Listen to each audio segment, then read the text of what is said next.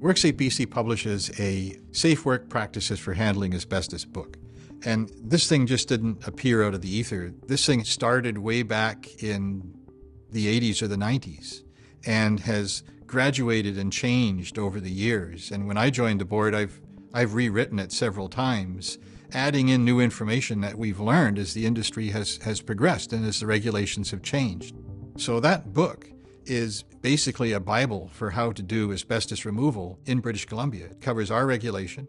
It talks about how you manage a project. It talks about the kinds of things you need to do for a survey, how many samples you need to collect, how much you need to collect.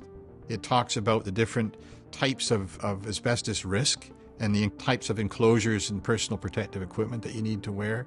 There's even a section in there specifically for people doing demolition work, what to watch out and be careful of so that you don't inadvertently expose yourself or anybody else. All the requirements are in there as well. So anybody who's phoned me and said, I'd sort of like to go in the asbestos business, and I've had a few calls like that, and I've said, the first thing you need to do is read that book. You'll get a really good idea of what you need to do, and then you can make a decision as to whether or not you want to go into that business. And then give me a call back and ask the questions that you're going to have.